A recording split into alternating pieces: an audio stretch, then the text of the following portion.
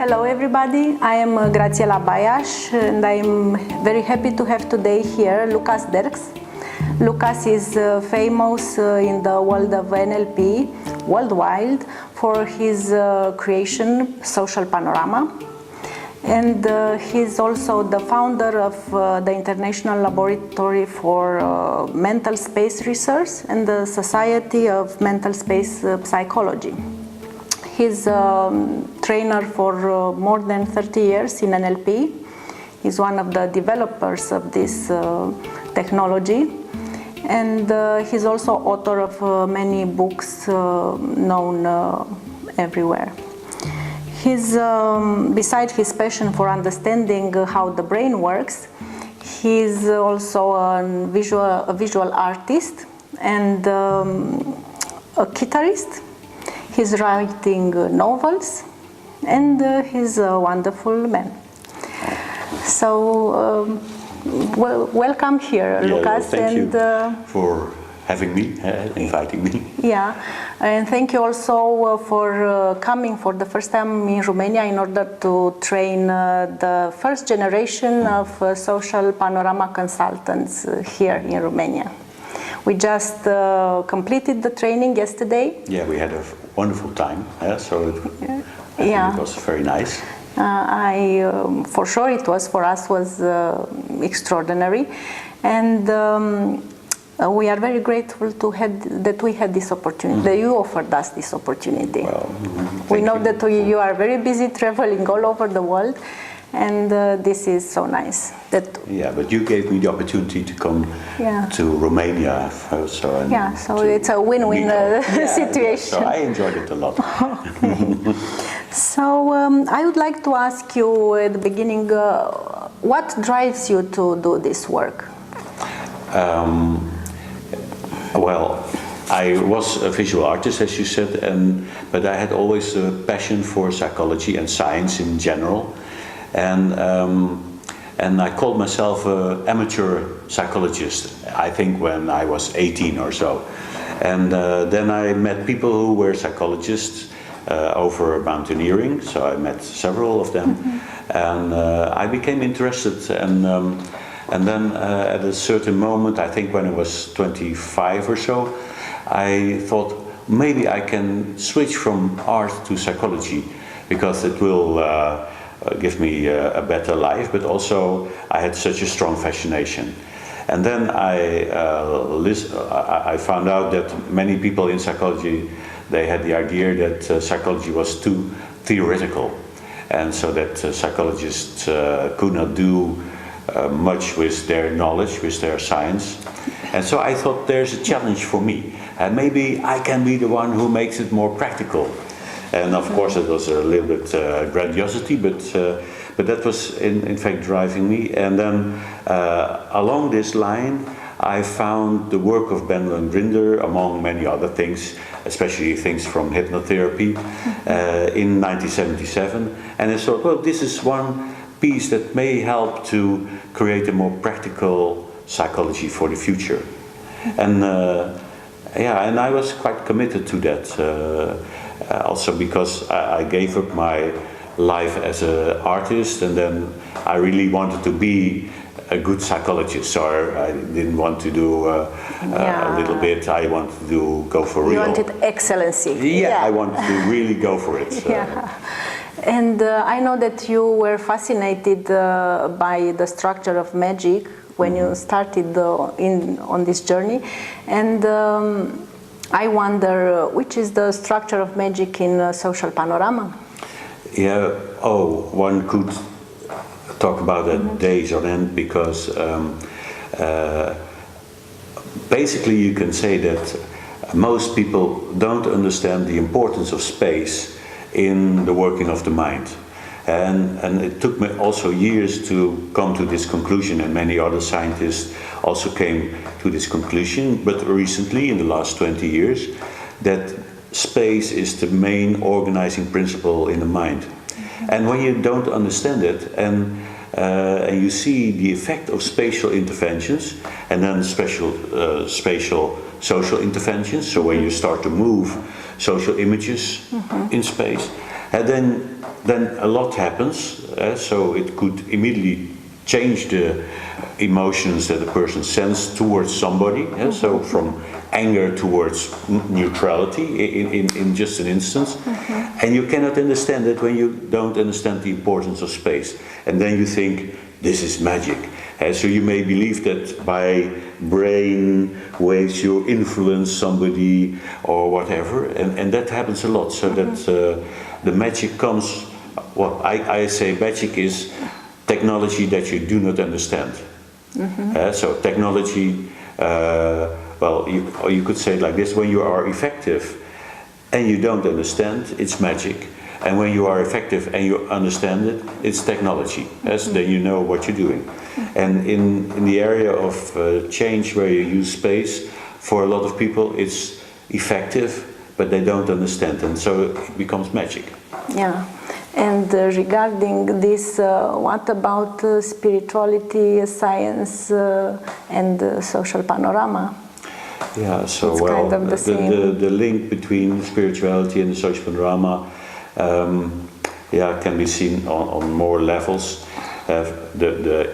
The most important part, I think, is what in the social panorama we look at the concepts that represent people for us.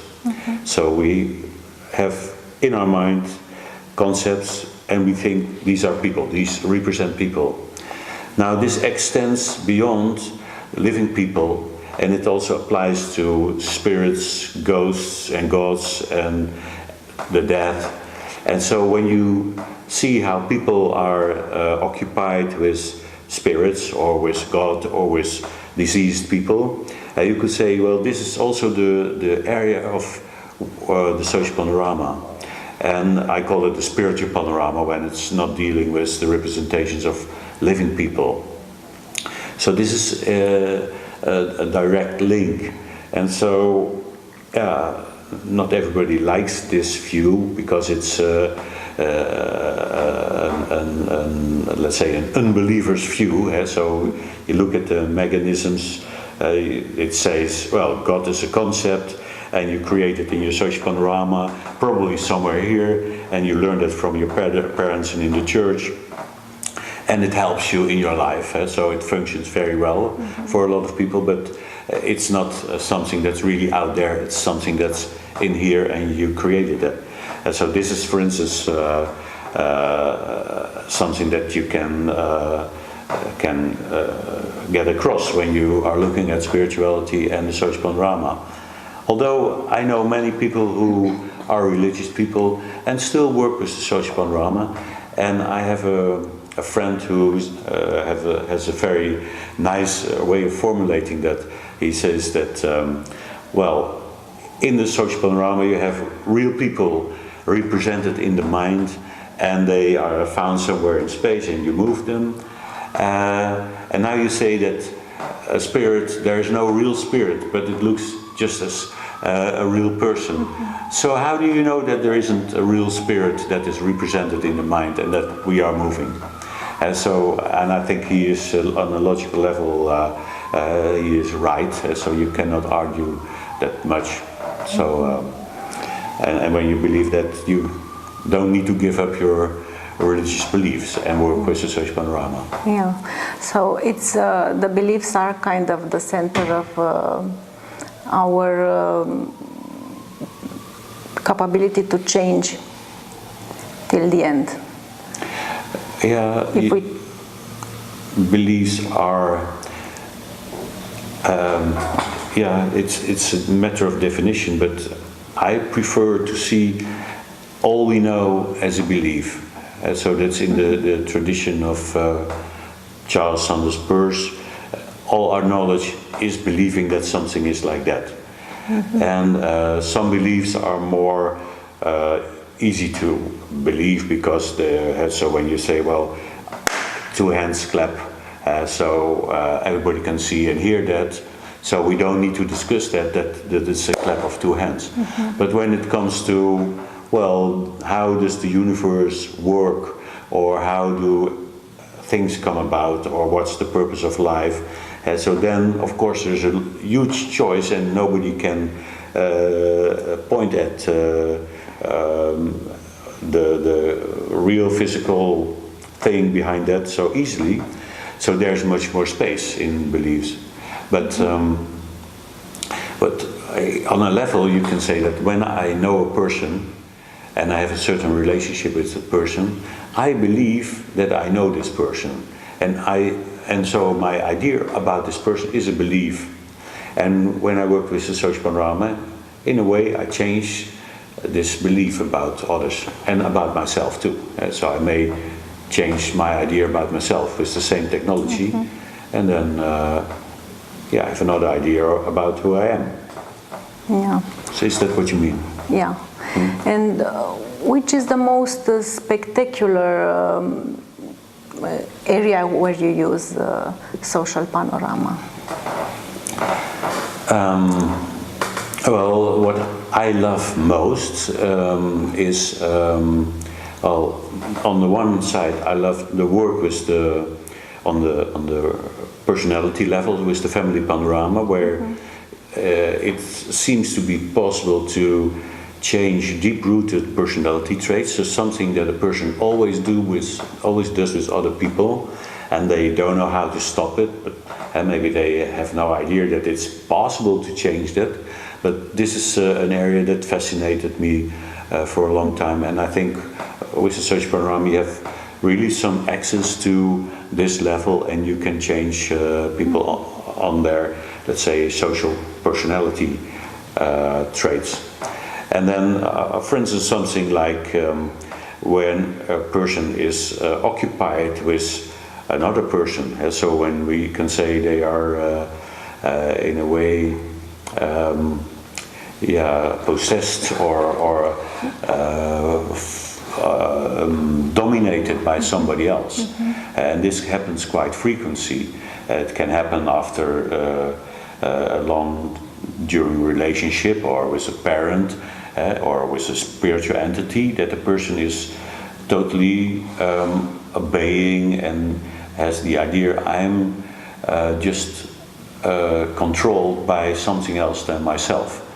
And that's often then that they believe they're controlled by someone, so a social entity, a person or a spirit.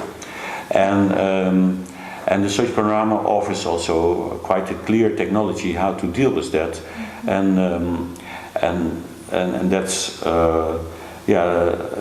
has always been a difficult area because it happens many times. So many people know we are possession. Well, how to deal with that? It's scary. It's a nice subject for a movie. And then when you have a technology with which you can really deal with something like this, and that's very satisfying. Yeah, this is spectacular. Let's say. Spectacular. Yeah. So but the most efficient, let's say, what do you find after so many years of experience with your own invention? Where do you think, which do you think is the best technique in efficiency? Yeah, well, maybe you can imagine a group where you are afraid for. And so, can you do that for a moment? Yeah. Is it something like that? Ja, zeker. Yeah. And just feel the feeling of fear, because then you're doing the right thing.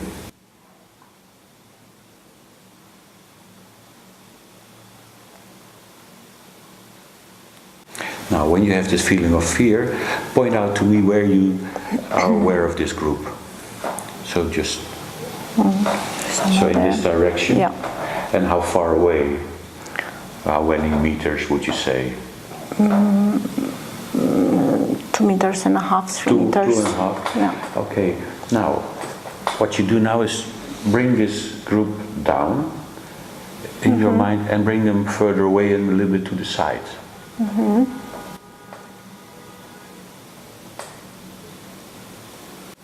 Okay.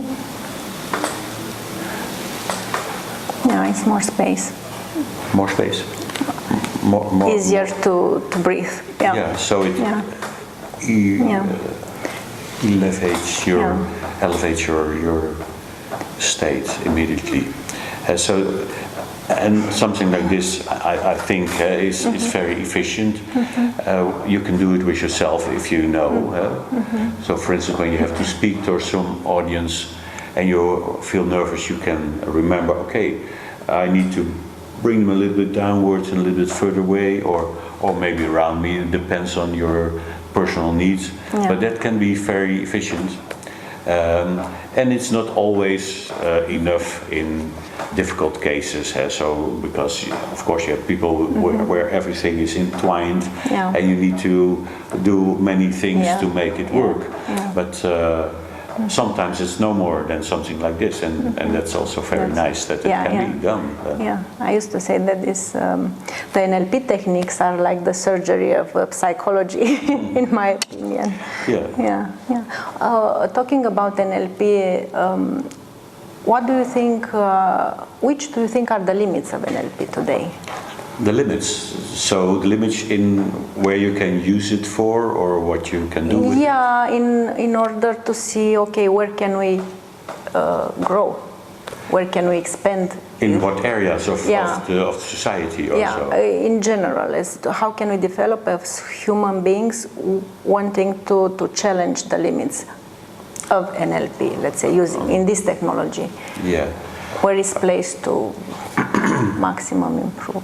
Yeah, well, I think the limits will be somewhere when it deals with, let's say, for instance, where you are dealing with diseases, where you know the mind is influencing the sickness, and you can help the person to feel better.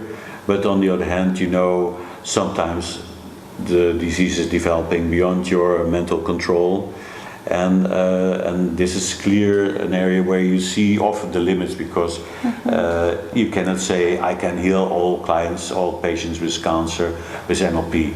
So maybe you can do some, and maybe in hypnotherapy you can do some, and maybe other therapies that can do some, and then still there's always several or a huge amount of patients that are not safe that way. And so there's limits. Also you can of course set goals. I want to be a billionaire, and we know that some people start off with those goals in their life and become a billionaire, but not everybody.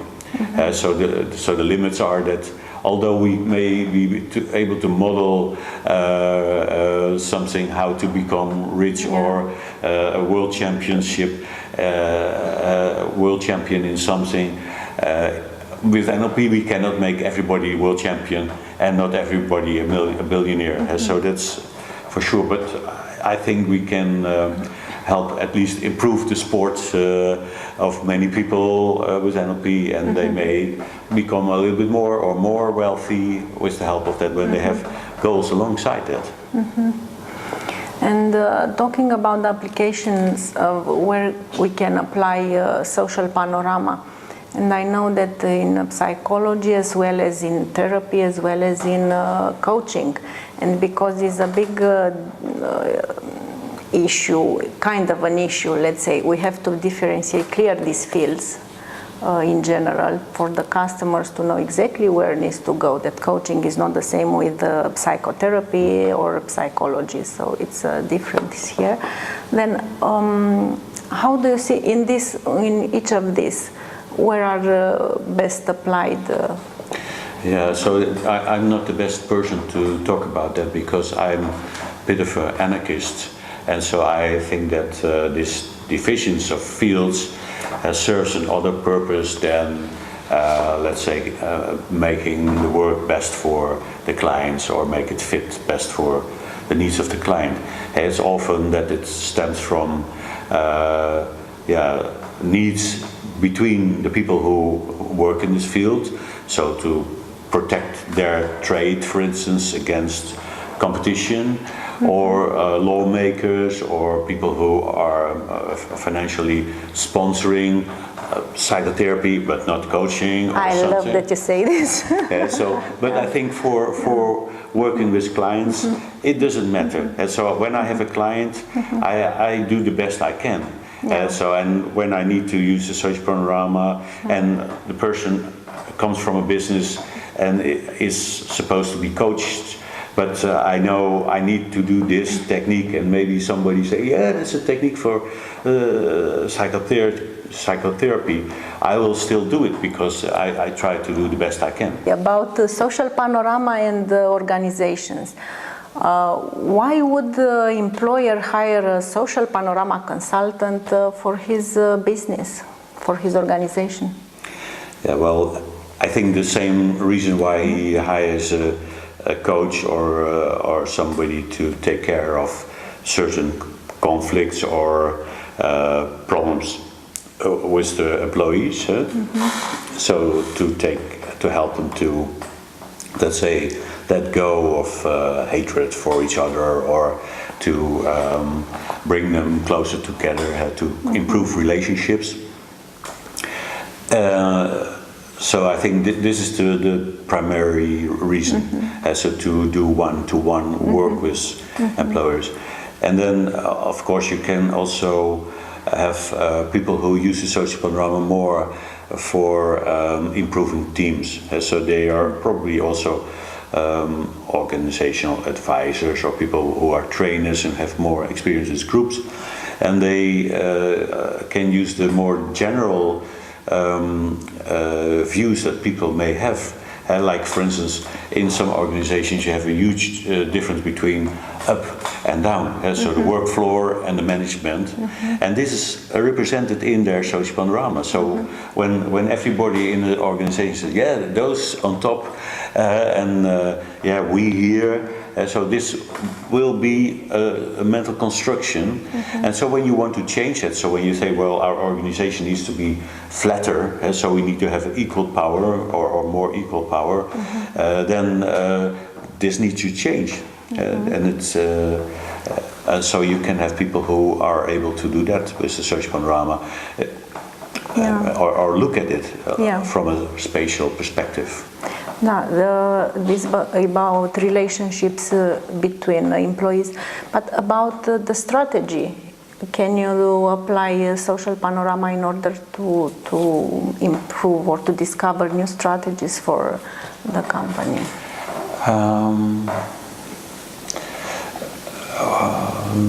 Yeah, so what do you mean with marketing strategies or production? In general, for people to find out better ideas about how they want to be, the whole company. Well, you can.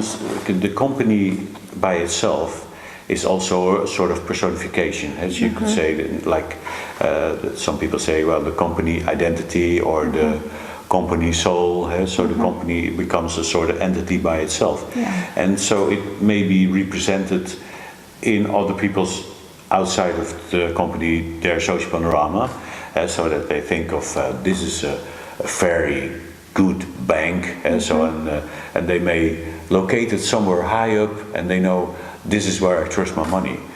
So, and of course, you could influence that with your marketing, with your advertisement, to help to create that. You have new projects, like you want to open new filials or something like this, and then I think this helps. Well, I was once hired to do a talk to people who worked for a software house, and they are always sent to clients. So these engineers are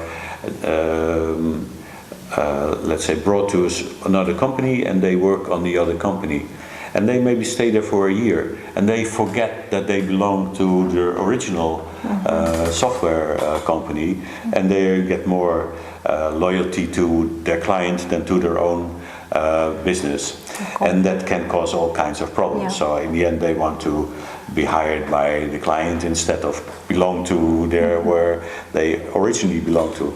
And so things like this may be also influenced with the help of let's say spatial communication, so that you so my talk was aimed at that, and also the CEO, he had also a talk, and it was also aimed at that, to to create stronger bonds and see their own company as closer to you than the client. I don't know whether we achieved anything along that lines, but that could be also something. So you mean something like this? Something like this, or there are more teams working, belonging to the same companies, but working in different filials of the company, and then they have to work together such a way that the whole moves forward. So then it's very important how they work. So how they represent the organization. How do they personify? So this is I do not much on that level, but I'm very aware that when you are in a big company, how you represent the departments and where you are located, and when, for instance, when you are in administration and you don't like production and you think they are always late, and so this relationship may lead that you see production somewhere down there as the bad guys, and this is an area where you of course can do some work, and so it can be very clear that this is the general view by many people in control or in finance, and they may have to change that because otherwise it ruins the whole business. And from the business to the society, what about social panorama in politics? Well, I saw examples of people who work in politics, so not that many, and they are most doing that secretly, because politicians don't want to have it in the open. Now, like you could say that Anthony Robbins is an NLP coach, was coaching Bill Clinton, so this is, and he's very proud of that, and because it's very good for Anthony Robbins that everybody knows he was coaching the president. But most presidents, they don't want this to be in the open, and so I know that people who were trained with Social Panorama sometimes did this type of high-level coaching for politicians, because politicians are always dealing with how to move people and how to create other relationships with people, and they have enemies, and so this is all relational communication that they are involved with, and that's where the Social Panorama works on. So how do you create the image of society at large, and there's a lot in that applies to politics. And you say, as you said, people don't want to be find out that if they are taking this consultancy. But do you think, which is your personal opinion? Do they use this technology or not at the high level in politics? Well, I am not so sure myself, but I know rumors. So the last that I read was in an interview about a politician in Austria who people said, he's NLP trained, and that makes him effective, and it makes him also dangerous. So because let's say the magic of the opponent is always black magic. So when you are trained in NLP, this is for the good purpose. But when the other is trained in NLP, it's dangerous. And so these things. But there was some talk about that. But I don't know whether there was Social Panorama included. But it could as well be the case, because it's now pretty well known among NLP trainers. So. And it applies very much to the situation where politicians may be in. I think it would be a great benefit for everybody if they would use it. Well, let them be genuine people. And now I would like to ask you, how do you see NLP and how do you see your social panorama in the overall social panorama? Where are the locations? Well, to me, the Social Panorama I see as an offshoot of NLP. I never could have developed it without NLP. But in NLP there are also inbuilt limitations. So the way it's connected to submodalities, but the way submodalities was presented has some limitations that makes the social panorama something a little bit different. But the way I see it, it's just a continuation of the same type of thinking. Yeah, this is correct. And in the overall social panorama, how do you see it now and how do you see it in the future? Yeah, so in the field of social science and applied social science, from the beginning on when I encountered NLP, I thought, well, this is a way of looking at psychology and at therapy that brings it in another gear. So now we can start to do something that we couldn't before, or which was very hard before.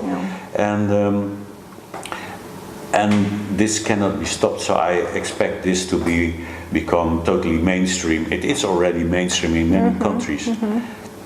So I think in Germany, you cannot be a coach or working in this type of area of human resources or personal development without any knowledge of NLP. So I think most people will have something or something that's maybe named different, but it's still the same. Exactly. And in the future, I guess that this will take over, because you don't need to think about it very long to see. This makes psychology a more useful and applicable, fruitful, science. Or something. So thank you very much, Lucas, for offering me this opportunity to have an interview with you, and also to have a full 5-day training in social panorama. For bringing this to Romania, it's a brand new beginning for this here, and looking forward to meet you again.